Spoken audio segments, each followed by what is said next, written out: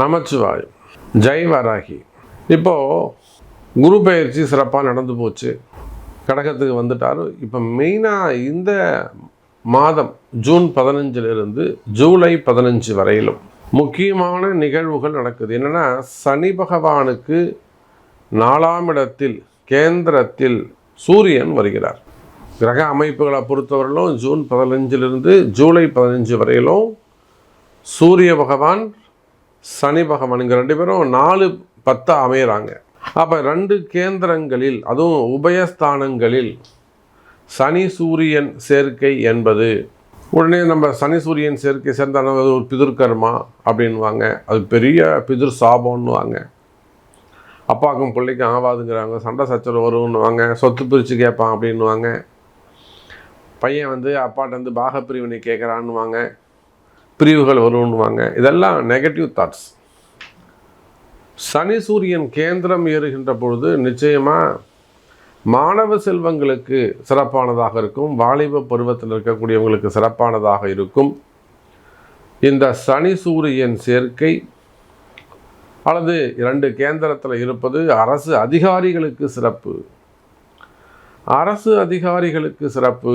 அரசாங்க உத்தியோகம் செய்யக்கூடியவர்கள், கவர்மெண்ட் ஜாப் இருக்கக்கூடியவங்க, புதுசாக கவர்மெண்ட் ஜாப்புக்கு ஜாயின் பண்ணக்கூடியவங்க, இது சார்ந்த எக்ஸாம் எழுதக்கூடியவங்க, group 1, group 2, IAS exam, IPS exam, அல்லது இந்த ஐஆர்எஸ், ஐஎஃப்எஸ் இதுக்கான எக்ஸாம் எழுதக்கூடியவங்க, கமிஷனர் எக்ஸாம், பொதுவாக இந்த குரூப் எக்ஸாம்ஸ் எழுதக்கூடியவர்கள், அதே போல் நீட் போன்ற எக்ஸாம் எழுதக்கூடியவங்க, ஜேஇஇ, ஐஐடி அதுக்கான எக்ஸாம் எழுதக்கூடியவங்க, மாணவ செல்வங்கள், பரீட்சை எழுதக்கூடியவர்கள், ஹையர் ஸ்டடீஸ்க்காக வெளிநாடு செல்வதற்காக எக்ஸாம் எழுதக்கூடியவங்க, காலேஜ் என்ட்ரன்ஸ் எழுதக்கூடியவங்க, ஏன்னா பிள்ளைங்க அவர்களுடைய படிப்பு சம்மந்தப்பட்டது. பையன் 10th முடிச்சிருக்கான் சாமி, அவன் அடுத்து என்ன குரூப் எடுக்கலாம், பையன் இன்ஜினியரிங் போகணுன்றானா, டாக்டர் ஆகணுங்கிறான், பார்க்க முடியுமா? அதே போல தான்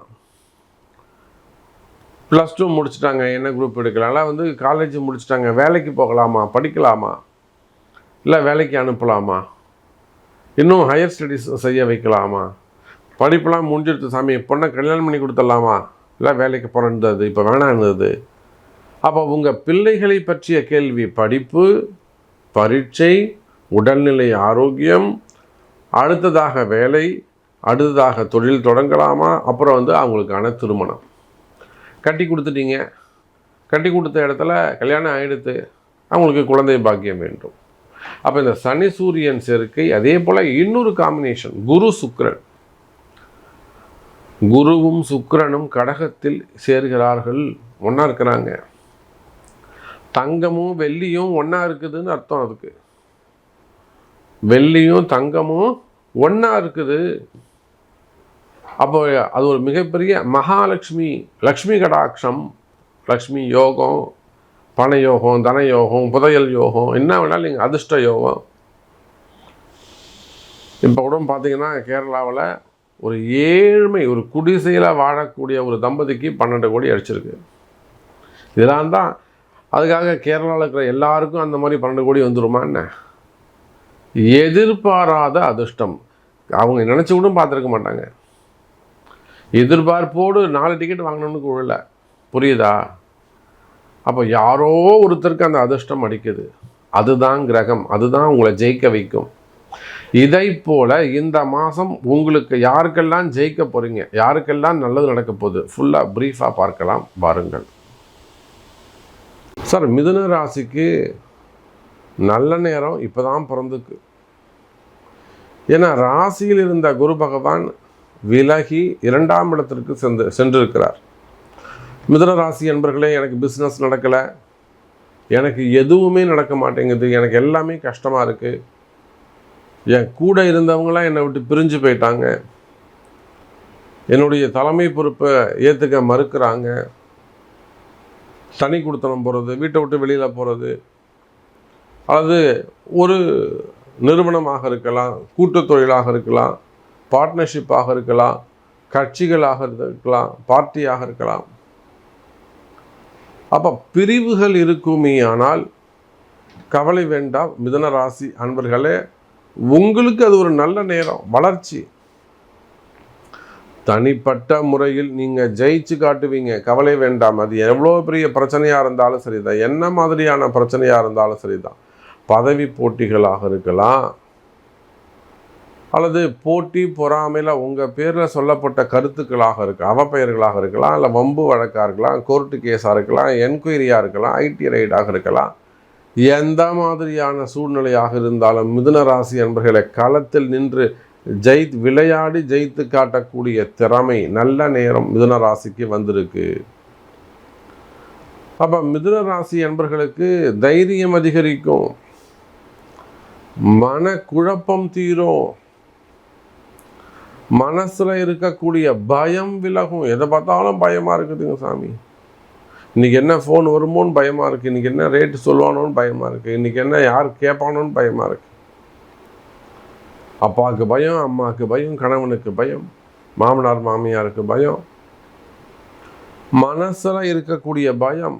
இல்லை யாராவது உங்களை மிரட்டுறது, அதிகாரம் பண்ணுறது, வெளியில் சொல்லிடுவாங்கிறது. அப்போ எப்படிப்பட்ட பயமாக இருந்தாலும் பயம் விலகும்.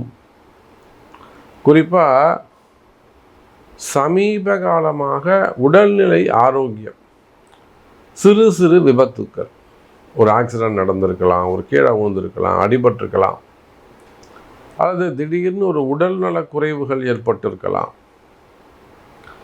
அப்போ உடல்நிலை ஆரோக்கியம் சரியில்லாமல் இருக்கிறது, இல்லை வேறு ஏதேனும் மறைமுகமான பிரச்சனைகள். இப்போ இந்த செய்வினையை பற்றி யாரும் அவ்வளோவா பெருசாக பேசுகிறதே இல்லை, அவங்களுக்கு அதனுடைய அவேர்னஸ் தெரியல, விழிப்புணர்வு தெரியல. சார் எதிரிகளுடைய தொந்தரவே ஒரு செய்வினை தான் சார். கால நேரம் சரியில்லைன்னு தானே சார் எதிரியே உருவாக போகிறான், புரியுதா? அப்போ செய்வினை கோளாறுகள், மாந்திரீக தோஷங்கள், எதிரிகளுடைய தொந்தரவுகள், எனிமிஸ் கூடவே இருப்பாங்க, நல்லவங்க மாதிரியே இருப்பாங்க, ஆனால் அவன் தான் எதிரியாக இருப்பான். சிரிச்சு சிரிச்சு பேசக்கூடியவனாக இருப்பான் எதிரி, அனுகூல சத்ருன்னு பேர் அவனுக்கு. அப்போ எதிரிகளுடைய தொந்தரவுகள் இருக்குமே, ஆனால் அவையும் குறையும் விலகும், கவலை வேண்டாம் மிதுன ராசி அன்பர்களே. அப்போ ராசியை விட்டு குரு வெளியில் போனதால் மிதுன ராசிக்கு தனயோகம் பணயோகம் உண்டு. 2ஆம் இடத்தில் சேரக்கூடிய குருவும் சுக்கிரனும், 6-12 சுக்கிரன் 2ஆம் இடத்துல அமையும் போது, அதுவும் குருவோடு அமையும் போது, 7-10 குருவோடு அமையும் போது நிறைய மிதுனராசி அன்பர்களுக்கு பணயோகம் தனயோகம் உண்டு. ஒரு லாட்ரி சீட் அடிக்கலாம், ஒரு திடீர் அதிர்ஷ்டம் ஏற்படலாம், ஒரு புதையல் யோகம் கிடைக்கலாம், பணவரவு இருக்கலாம், வராத பணங்காசுகள், எப்பயோ எங்கேயோ கொடுத்த பணங்காசுகள் வரலாம், ஏமாந்து போன விஷயங்கள் நடக்கலாம். நீங்கள் ஏமாந்த ஒரு சொத்து 10 லாக் இருக்குது, அது உங்களுக்கு நீங்கள் மீட்டெடுக்க முடியும். டாக்குமெண்ட்டு, காணாமல் போன டாக்குமெண்ட்டு கிடைக்கும், அதுவும் ஒரு புதையல் தான். அப்போ இது போல் நீங்கள் உங்கள் வாழ்க்கையில் எதையெல்லாம் நீங்கள் மிஸ் பண்ணியிருக்கீங்களோ, நடக்காத ஒரு சில விஷயங்கள் நீங்கள் நடக்காது, இனிமேல் வேணாம்ப்பா அப்படின்னு எதெல்லாம் உங்களுக்கு ஏமாற்றத்தை கொடுத்ததோ அதெல்லாம் உங்களுக்கு ஜெயிக்கக்கூடிய தன்மை உண்டு. அப்போ அந்த அளவுக்கு மிதுன ராசி அன்பர்களுக்கு இந்த சனி சூரியன், ராசியில் இருக்கக்கூடிய சூரியன் மிக சிறப்பான முறையில் அதிகாரத்தை கொடுக்கிறார், நல்ல பவரை கொடுக்கிறாரு. அதோடு மட்டுமல்ல, ராசியில் சூரியன் இருந்தால் அவன் கொடிகட்டி பறக்கக்கூடிய யோகம் உண்டு. அப்போது மிதுன ராசி அன்பர்களே, உங்களுக்கு மாணவிகளாக இருக்கலாம், வேலைக்கு போகக்கூடியவங்களாக இருக்கலாம், புதிய வேலை வாய்ப்புகள் உருவாகும், பரீட்சைகளை வெற்றி பெறுவார்கள், என்ன குரூப் எடுக்கலாம், எந்த மாதிரி சேர்க்கலாம், எல்லாத்துக்கும் நல்ல விடை கிடைக்கும் மிதுன ராசி அன்பர்களே.